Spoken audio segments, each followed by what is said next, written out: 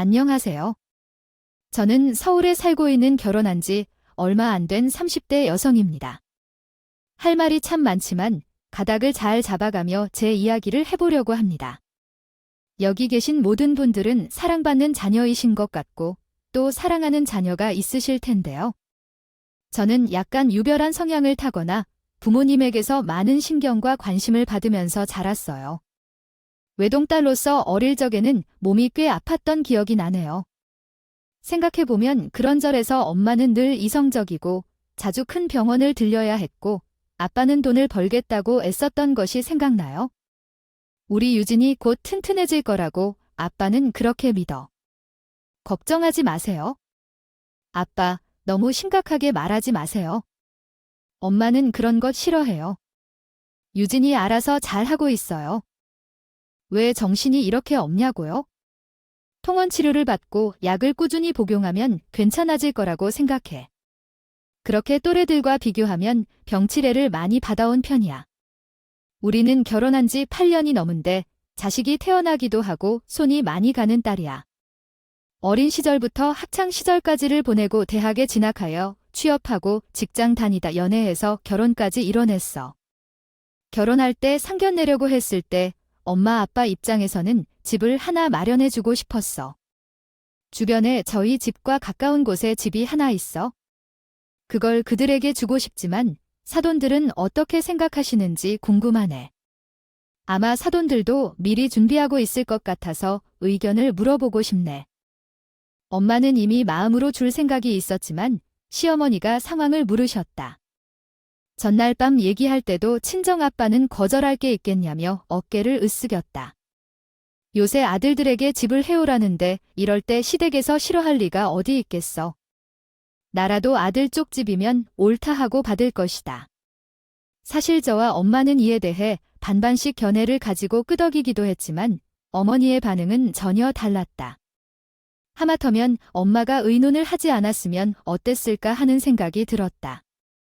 신혼집이면 우리가 생각해둔 곳이 있어서 걱정할 필요가 없어요. 엄마와 아빠는 놀란 표정이었지만 뭐 어떡하겠어요. 이러나 저러나 좋은 일이니까요. 알겠다고 받았습니다. 하지만 저도 어머니께서 신혼집을 준비하신 얘기를 못 들었기에 다소 놀랐었어요. 저기, 당신은 알고 계셨죠?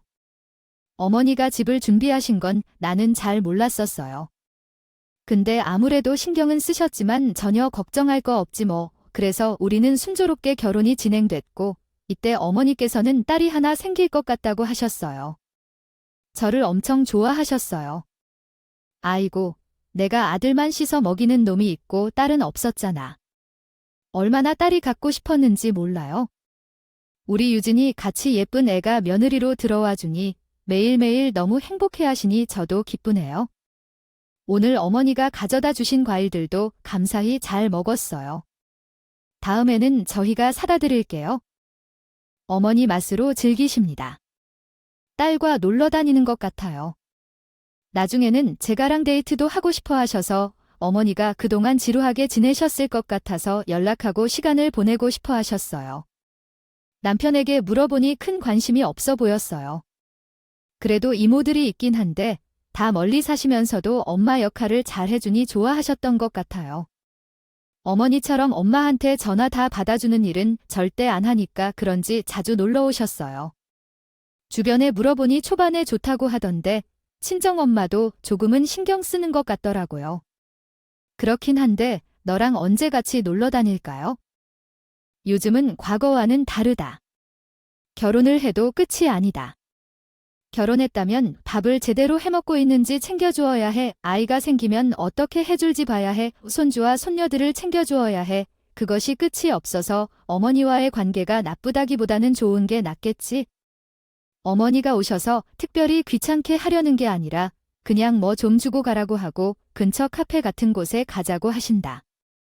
그전엔 많이 못 해보셨나 봐에 내 말도 맞다만 너도 건강과 신경 써야 하며 조절을 잘하고 약도 잘 챙겨 먹어야 해요. 내 몸이 약한 편인 것 같아. 시어머니는 모를 거야. 근데 뭐, 그 정도로 신경을 써야 할 만큼 얼굴을 볼 일도 아닌데. 저는 가볍게 생각했지만 어머니는 전혀 가볍지 않았어요. 갈수록 저를 붙들고 이야기하는 시간이 늘어나고 때로는 화장실을 5번 다녀올 때까지도 집에 가지 않고 소파에 앉아서 본인 얘기만 하는 것도 했어요. 그 안에서는 본인의 결혼 생활에 대한 한이 있어서 대략적으로 들려왔지만 끝으로 갈수록 은근한 아들에 대한 본심이 드러났더라고요. 우리 정한이는 내가 시댁에서 받은 압박으로 힘들게 나아가 애가 나왔을 때 정한이의 할머니가 처음으로 나에게 다가 소리를 하셨어요. 그 전에는 이것저것 호칭을 불러내나지도 못했어요. 정말 너무 어려우셨겠어요. 진짜로 옛날 사극 드라마에서나 나오는 내용이네요. 그래서 내가 그렇게 귀히 키워가지고 유진이 너에게 보낸 거야? 너희들끼리 알콩달콩 살아가는 것도요.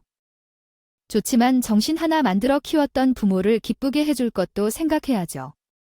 어쩌다 제자는 끝이 좀 힘들게 느껴졌는데 거기에는 어머니의 진심이 있었어요. 부모님은 이렇게 괜찮은 집도 마련해 주셨고 그래서 여기서 감사히 살아가면서 부모님께 효도도 하며 잘 사는 게 중요하죠. 진짜 내가 살았던 시절과 비교하면 너희들은 무슨 보인지. 나는 방에서 신들과 함께 있으면서 힘들게 살았었어. 결혼한 지 3개월 정도 되던 어느 날 부모가 내게 이렇게 제대로 하는 말을 하셨어요. 조금 불편한 기분이 들 때 우리 엄마도 이제 조금씩 신혼집에 들어오셔서 쉼을 취하고 계시다. 우리 엄마는 자기에게 소중한 딸을 챙겨주러 오신 거였고 우연히 그날 저녁 현관에서 우리 엄마와 어머니가 마주치게 되었어요. 사도원이요. 여기 무슨 일로 오신 거예요? 처음 뵙는데 인사가 적절하지 않다고 느껴졌고요. 엄마도 기분이 그렇게 안 좋으셨나 봐요. 사돈, 안녕하세요. 딸네 집에 손녀 챙기러 왔죠? 얘네들 다 일하느라 먹을 것도 없을 것 같아서 우리 가게에서 좀 가져왔어요. 사존댁도 좀 드릴까요? 아, 말씀을 감사한데. 우리 아버지 입이 엄청 까다로우시거든. 그럼 잘 지내다 가세요. 응, 유진아, 난 간다. 시어머니는 그렇게 말하고 나가셨고 엄마는 식탁에 물건을 정리하면서도 기분이 나빠하셨다. 딸네 집에 온 사람한테 뭔 여긴 무슨 일로 왔느냐고 그런 식으로 말하는 건 이상하다. 말투가 형편없다. 에이, 엄마. 여기서 처음으로 엄마랑 마주친 거니까 그런 거겠지? 나쁜 뜻은 없을 텐데. 이렇게 다시 쓸 수 있습니다. 그래, 하지만 이 무렵에는 내 예상이 완전히 틀렸다고 말해야 해. 엄마의 느낌은 맞았는데 어머니는 이 부분이 마음에 들지 않으셨어. 친정 엄마가 반찬 가게를 하신다고 바쁘신 건 아니었어. 나는 경기도 어딘가에서 하신다고 들었는데 서울에 자주 오시겠지 알았거든. 아, 그렇긴 한데 이번에 이모가 차를 빌려주셔서 오셨어. 원래는 나도 전에는 엄마랑 많이 왕래했었으니까 오히려 결혼하고 자주 오지 않으셨어. 그래, 근데 딸을 시집 보냈으니까 이제 엄마도 마음 편하게 보낼 텐데 너무 걱정이 많으신가 보네. 아, 근데 앞으로 자주 오실 것 같아. 가끔 내가 병원에 검진을 받으러 갈 때도 있고 워낙 엄마가 잘 챙겨주셨던 거라 그런 것이야. 나랑 같이 가면 돼. 서울에 가서 실을 모으고 싶어요. 제가 챙기면 되니까 원래 사리는 잘 안 보는 것이 좋아서 이때야 어머니의 진정한 마음을 알았고 특별히 신경 쓰지 않았던 나는 마음이 복잡했어요. 어머니는 볼만한 일이 있으면 좋아하실 텐데 아버지와 사이가 별로 좋지 않아서 그런지 계속해서 나를 찾으셨다고 해요. 그 얘기도 듣고 당황해버렸어요. 그냥 등산만 다니고 동네 친구들과 바둑 두며 재미없이 살다 보니 나이가 들어서 둘이 붙어 있어도 맨날 싸우기만 하고 그러다가 황혼이 닥쳐도 한 가지 고마운 것이 있다고 아버지에게서 밖에서 친구들과 노느라고 이제 내가 밥 줄어든다고 말씀하시네요. 아, 그러시구나. 어머니가 아버님께 서운해하시는 것이 많으신 것 같아요. 나는 서운한 일이 3번 찍히면 보지도 않아요. 시비도 3번이면 충분히 들었다고 생각해요. 어쨌든 유진이야, 너도 잘해. 너가 알아서 잘할 거라고 믿지만 나는 한 번 등 돌리면 절대로 용서하지 않는 사람이야. 어머니와 함께 보내는 시간이 길어져도 쉽게 여겨주시는 것인지 약간 듣기 싫었던 얘기도 당당하게 하시더라고요. 집에 애를 너무 많이 썼어요. 그렇게 부담 주셨으면 집안 받을 필요 없었어요. 내가 정한이에게 집을 하나 주고 싶은 거야? 그것으로 충분해. 시아버지랑 얼마나 많이 싸우셨는지 알아요. 너 때문이든 아니든 그렇게 부담 줄 필요 없어요. 사실 그럼에도 불구하고 아들을 어떻게 시집 보냈는지 생각 좀 해봐 주세요. 보내면서 집불 안 해줘. 나는 그건 아니라고 봐이야. 그러신 줄도 모르고 그래요? 요즘 집값은 정말 말이 안 되니까요. 그래서 내가 그것 좀 알아달라고. 그렇게 친히 말하는 거 아니겠어요. 요새 젊은 애들은 말을 안 하면 당연한 줄 알더라고. 저는 감사하는 부분이 있긴 했지만 어머니는 그 대가를 바라시는 느낌이었어요. 이번 주 너네 약속 있니? 이번에 영화 새로 나왔다던데? 그게 말이야. 나 어릴 때 얘기 아니겠어?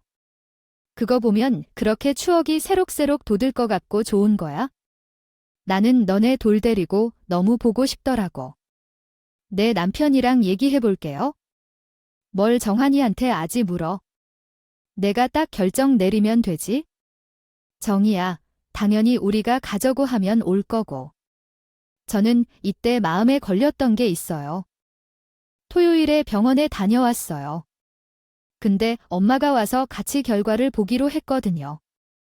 그런데 왜 이렇게 눈치를 봐야 하는지 모르겠더라고요.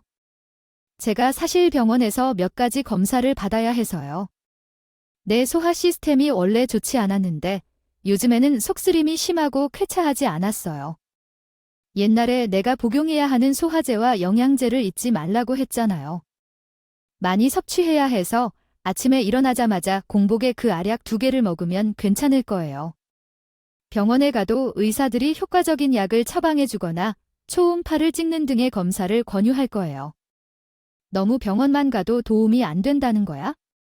정기적으로 엄마와 함께 다녔던 검사를 받아야 하는데 이번엔 거기에 가야 할 것 같아요. 그래서 그런 이야기를 할 때 어머니의 반응이요.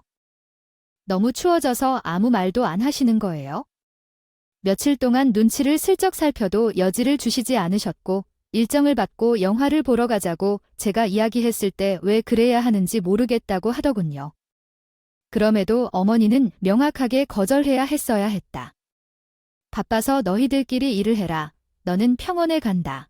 그렇게 손쉽게 약속을 변경할 수 있는 것인데 어머니가 많이 보고 싶어 하셔서 괜찮아. 다녀오면 되지 뭐리래. 이렇게 눈치를 살필 필요가 없지? 이번에 이야기가 나와서 말하는데 실제로 엄마와 다니는 스케줄 역시 적당히 해야겠어. 그렇게 자꾸 붙어 다니면 내가 새 집에 언제 적응을 하겠느냐? 그런 부분은 엄마가 조금 더 경계를 설정해 줘야 한다고 생각해. 그리고 전화를 끊어버리시고 제 기분이 좋을 수가 있었을까요? 저는 무거운 마음을 갖고 예정대로 병원을 찾았어요. 근데 결과가 지 안 좀 더 자세히 보자는 말을 들었고 괜찮을 거라고 생각했어요. 요사이 신경을 좀 많이 쓰는데 그런가 봐 별일 없을 거야. 엄마 너무 걱정하지 마. 근데 다시 자세히 보자고 하시는데 반응이 형 좋지 않더라고. 나는 이럴 때 너무 불안해. 유진아 아무쪼록 몸 관리 잘하고 있어서 무리하지 말고 저의 긍정을 반반 다은치 시간이 흘러갔고 저는 병원에서 추가 검사를 받게 된 뒤 알게 됐답니다. 바로 제가 위험일기라는 것을요. 처음 알게 됐을 때 저는 누구에게 알릴 정신이 없어서 엄마가 가까스탈 남편에게 전화해. 당연히 남편은 곧바로 집으로 왔고 저희 엄마와 함께 앉아 있어서 내가 앞니를 걱정했어요. 일기 때문에 수술하고 이러저러한 상황은 나쁘지 않을 거라 생각하고 있긴 해 80% 좋게 보고 있는 상태라는데 이 아이도 여차하네요. 단순히 아픈 줄 알고 넘기면 병이 악화됐을 거예요. 어쨌든 수술은 해야 된다고 하니 누군가가 이 아이를 돌봐줘야 해. 제가 곁에 있긴 하지만 아침과 저녁에만 볼 수 있어서 걱정돼요. 이 사람도 당분간 휴직을 한다고 했는데 돌봐줄 사람이 없으니까요. 당신도 시간 내기 힘들 거고 이 부분에 대해 좀 고민해 봐야 할 것 같아요. 그래서 엄마는 가능한 일을 빠르게 처리하기로 했어요. 신혼집은 친정 근처에 얻어야겠다고 답답해하셨고 남편은 막연하게나마 어머니를 떠올리는 것 같았어요. 저희 어머니가 근처에 계시니까 좀 챙겨주실 수 있을 것 같기도 한데 제가 한번 여쭤볼게요. 저는 별로 내키지 않았지만 상황이 상황이고 전에 어머니가 제 건강 때문에 엄마가 우리 집에 오시는 걸 안 좋아하셨으니 그때 본인이 돌봐줄 것처럼 말씀하셨으니까 남편의 말에 동의하긴 했어요. 근데 돌아온 남편의 반응은 썩 좋지 않더라고요. 그러고 보니 어머니가 최근에 뭔 일이 있으셔서 그것 때문에 많이 바쁘시다고 하네요. 사정은 안 되었지만 이 사람 챙기긴 힘들겠다고 하셨어요. 혹시 장님은 시간 내시느라 불편하신 것은 아닌가요? 힘드시겠죠? 여기까지 듣고 저는 다시 한번 스트레스를 느꼈더라고요. 어머니가 오신다는 소식에도 마음이 편한 것은 아니었지만 누가 봐도 삐져서 제게 기분이 아직도 나빠서 미루고 되는 모습이에요. 게다가 젊은 며느리가 미암인데 어머니는 그것을 아들에게 전해들은 후에 어떠한 말도 안 왔어요. 한 고민 중이던 제 소식을 들으신 후에 감사하게도 건강식품 같은 것을 챙겨주신다고 하더라고요. 제 마음이 많이 약해지고 힘들었던 때라 그런 손길이 자체가 너무 고마워서 남편과 찾아갔어요. 근데 문 앞에서 이런 말을 들었어요.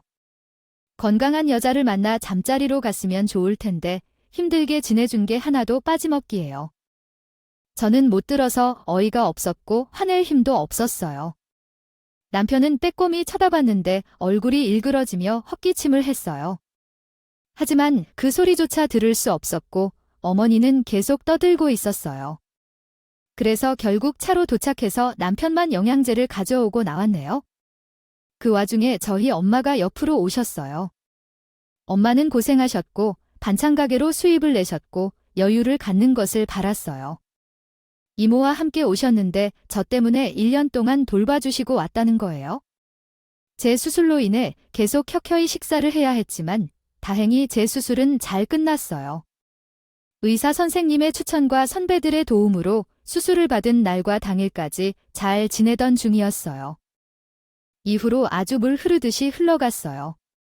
어머니는 처음에는 그런 식으로 틱틱거릴 때 거의 반년이 지나도록 아들 집에서 모아봤던 것이 좀 했나 봐요. 그때 오셨을 때 우리 엄마를 마주치니 불편한 티도 느끼더라고요. 우리 정아미가 얼굴을 하도 못 보니까 맨날 우리 집으로만 부르다가 저도 와본 적이 있어요. 유진이야, 고생 많이 했다고 들었고 저도 바빠서 못 들여다봤네요. 사돈이 그동안 고생 많으셨겠지요. 엄마는 제게 어머니와 관련된 얘기를 충분히 했다.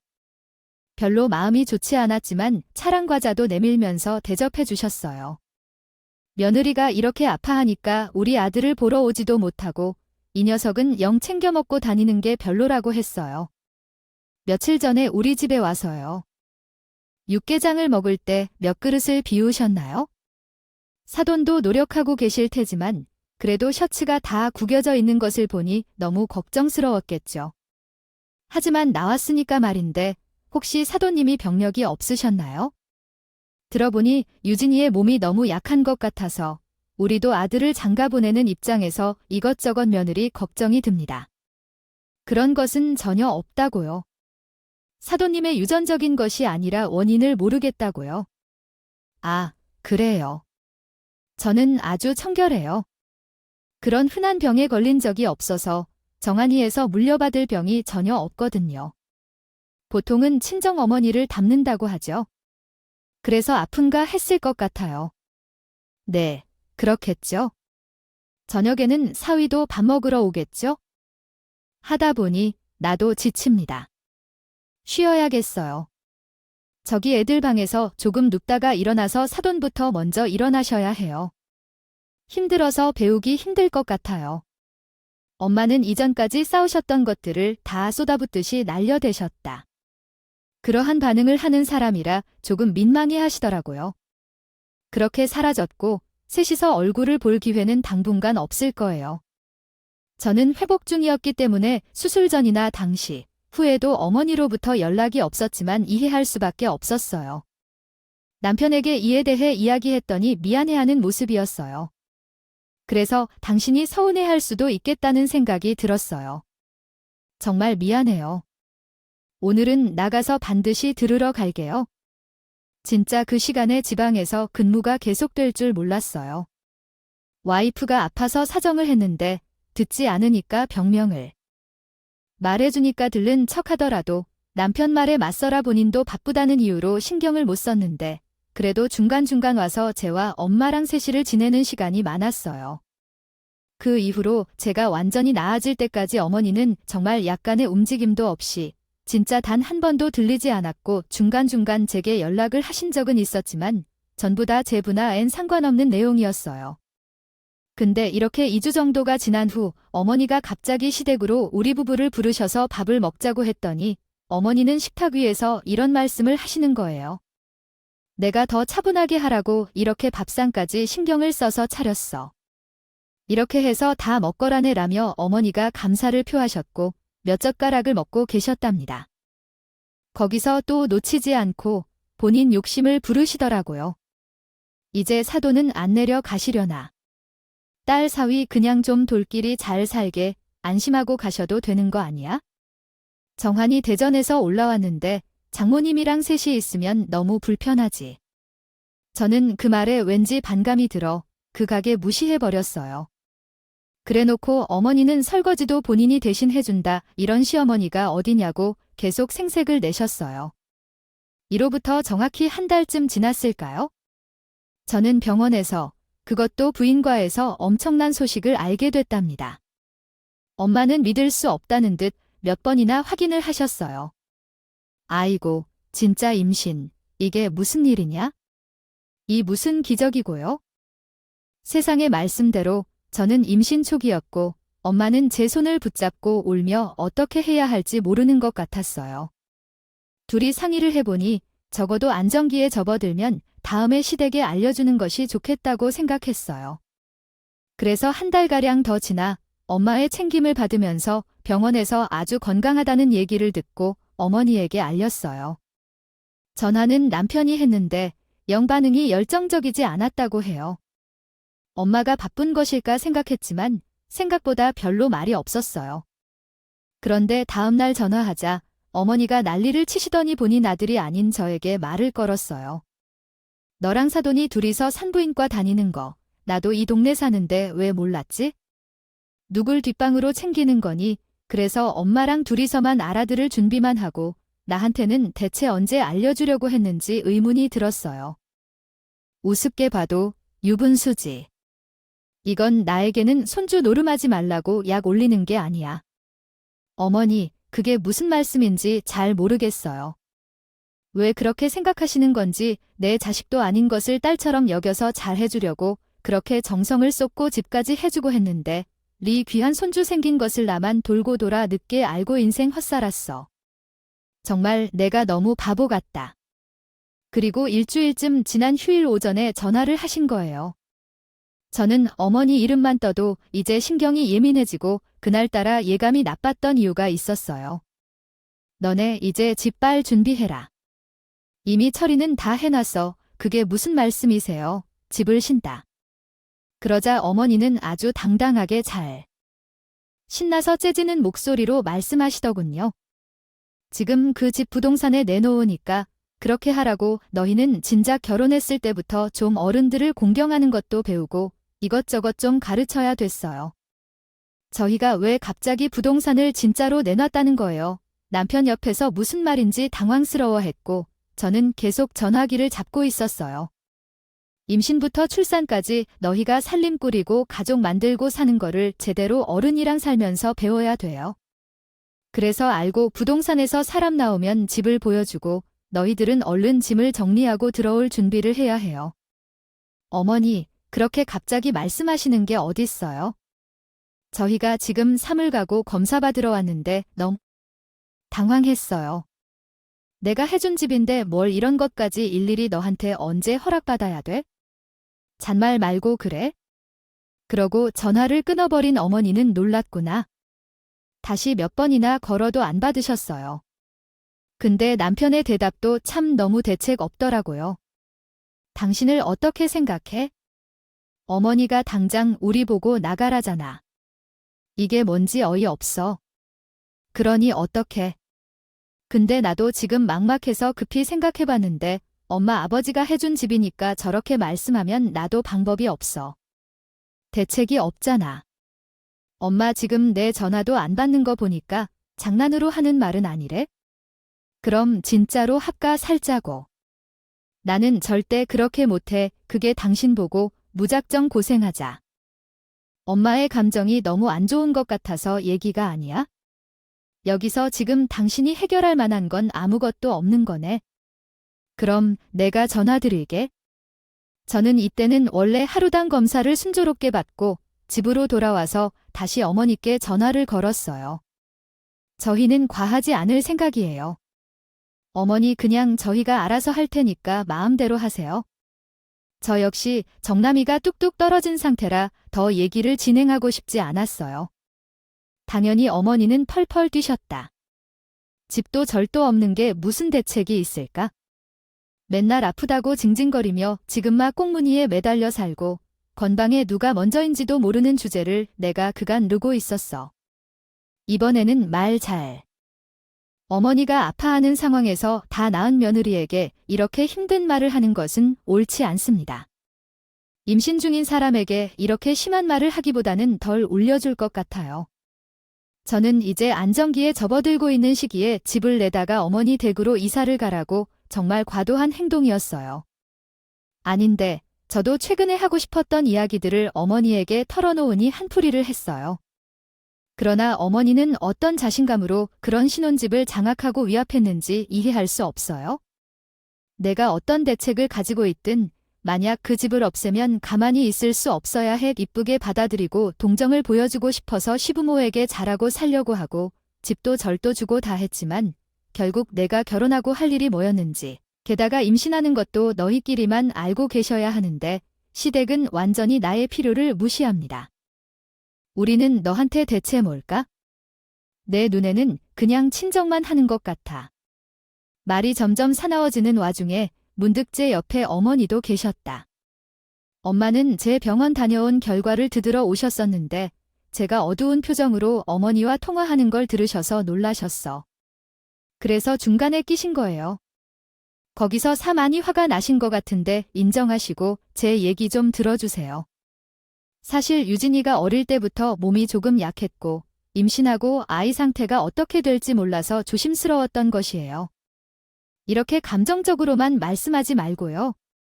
하지만 시어머니는 대답도 하지 않고 듣고 계셨고 엄마는 당황하여 변명 아닌 변명을 했어.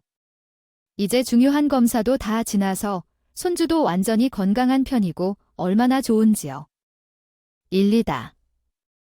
그래서 조금 진정된다면 좋겠어요.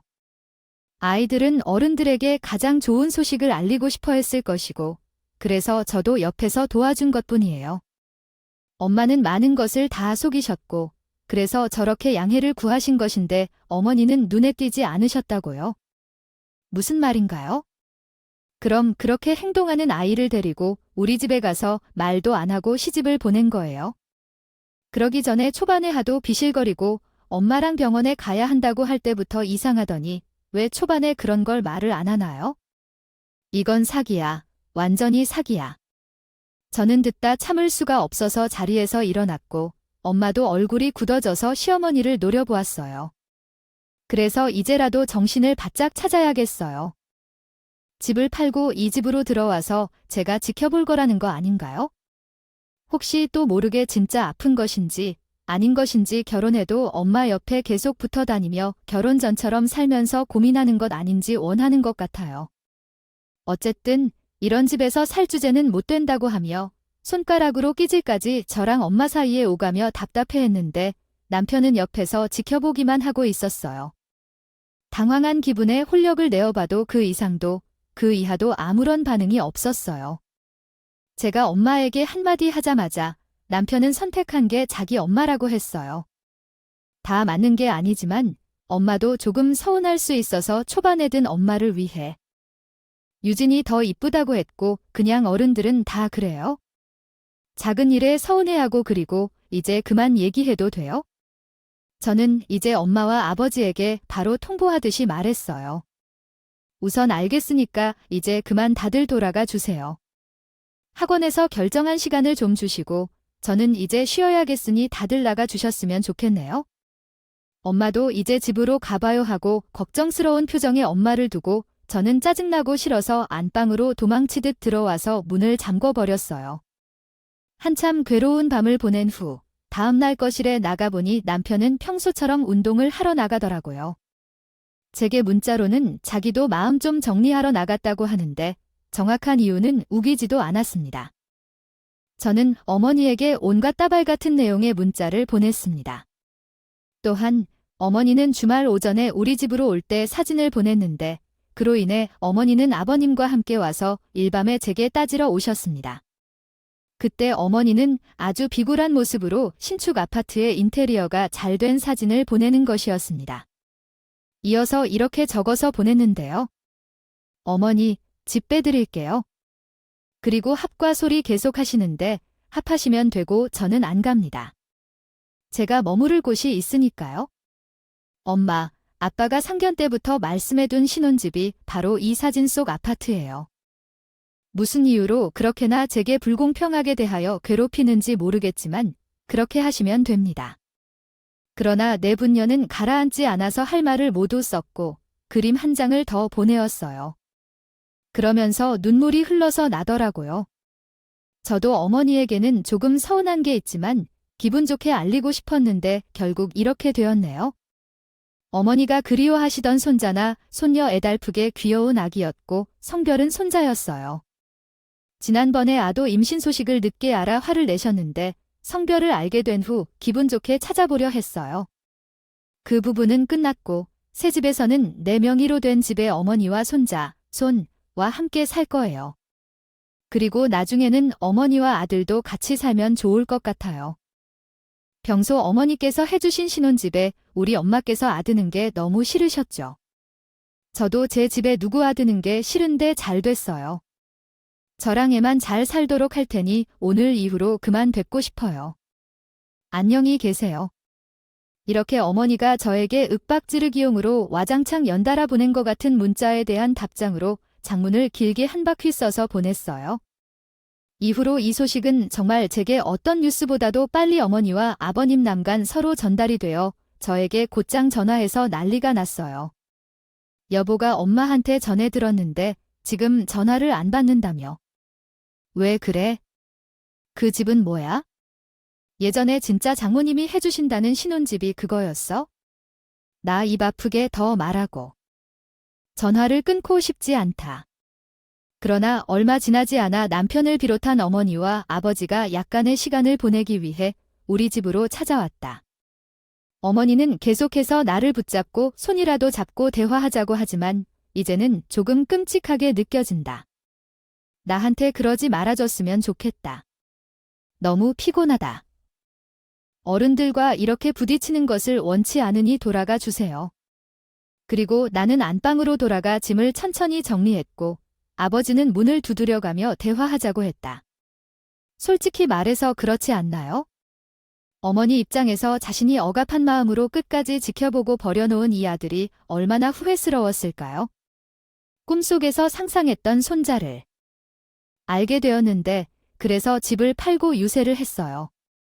훨씬 더 좋은 환경에서 아들과 손주가 살고 있는 걸 편안하게 구경할 수도 있었거든요.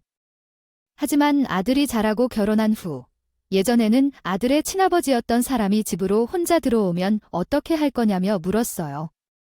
그러나 저는 어릴 때부터 쌓인 것이 너무나 많아서 도저히 어머니와 남편과 이전으로 돌아갈 수 없었어요. 이후에 아이를 건강하게 출산했고 남편은 억지로 끌려다니며 자리를 지키겠다고 했어요.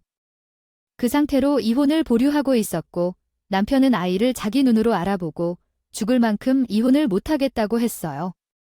우리 엄마도 여기서 나는 생각이 달랐어요. 무작정 다시 합치라는 것은? 아니라 남자들은 어려서 많이 모르는 것이 있는 거야? 한 번 더 기회를 주자는 거야?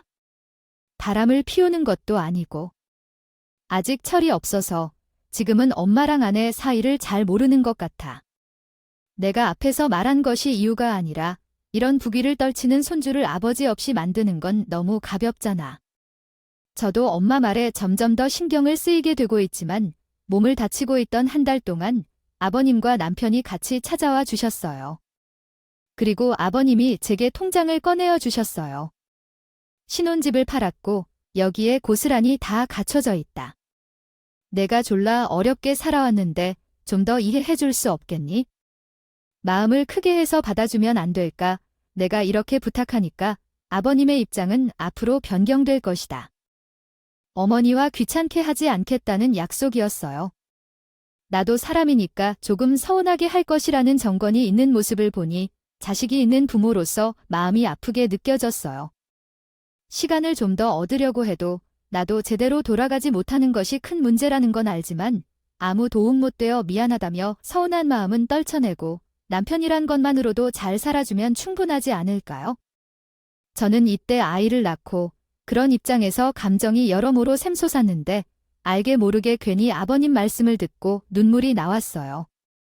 사실 아버님은 이 가족 중에서 제게 해를 가장 안 가하시는 분이신데 가끔 어머니 옆에서 발언을 하면서 제 누그러진 표정을 보고서 그렇지 않나 싶어서 남편도 그만 어렵게 얘기할 때가 있었죠. 있으면서도 이별이 부담되겠지요. 위로인가 싶기도 해요. 아이를 안아가며 눈을 마주하고 대화할 때는 집에 돌아와서 생각이 나서 참을 수 없을 정도로 보고 싶고 힘든데 정말 미안해요. 당신도 힘들면 일주일에 한 번씩이라도 2주에 한 번씩이라도 아기 얼굴을 보여주면 안 될까요? 남편도 그렇게라도 아기를 만날 수 있도록 근처 원룸을 구해야 한다는 생각을 하고 있었어요. 우리 아빠는 이야기를 하자 이전에는 따로 언급하지 않고 지켜보고 있던 상황에서 고기를 걸어 달라고 하셨어요. 우리가 살던 집은 팔았고 아기와 손주를 위해 잘 써주길 바라며 통장을 주셨어요. 이건 당신 것이니까 받아두세요. 그래서 나도 그때 통장을 받았고 남편은 근처 원룸에서 혼자 살려고 했는데 그러지 말고 일단 친정에 들어와서 함께 지내자고 제안했습니다. 그 후로 남편은 어머니와 함께 계시는데 이별이 부담되겠지요. 거의 관계를 끊어버린 것처럼 살고 있어요. 자신의 엄마와의 관계를 다시 유지할 생각은 꿈조차 꾸지 않고 있어요. 위험한 수술을 거친 후나 임신 초기에 위험한 상황이 있을 때마다 어머니가 많은 스트레스를 주었다는 걸 알게 되었기 때문입니다. 그런 이유로 다시 연결하긴 전혀 상상할 수 없어요. 제가 무슨 일이든 상관없이 여러분한테 소통이 안 된다는 건 실제로 살기 어려운 것이든요. 그때는 당신과 함께 살아가는 아이나 무슨 일이라도 당신과 함께 해결하는 것을 전혀 생각하지 않았어요. 하지만 지금은 그렇게 생각하지 않아요. 당신의 입장을 이해하니까요. 그래서 아버지와 가끔 연락을 주고 받아 아이를 만나 보이고 있어요. 아마 어머니는 우리 집 주소를 알지 못할 거라고 생각해요. 오히려 소외되어 버린 손주가 태어난 이야기를 듣지 못했을 거라고 생각해요. 안아보지도 못했거든요. 남들은 제가 못된 사람이라 하겠지만 저는 진작에 이렇게 살아가는 게 정상이었지 싶기도 해요. 생전 겪어보지도 못한 갑질을 신혼집으로 겪으며 살다니 제 친구들도 믿지 않았어요. 요즘 그런 시어머니가 어디냐고 해요. 하지만 실제로 있답니다. 갑질하고 싶으신 세상의 많은 시어머니들은 그냥 신혼집 사주지 마시고 아들이랑 둘이 사셨으면 합니다. 그래도 이번 기회에 여기에 제 얘기를 털어놨어요. 들어주셔서 감사드리고요. 모두 건강하시길 바랍니다. 오늘도 저희 채널에 와주셔서 감사드립니다. 더 좋은 얘기로 찾아뵙겠습니다.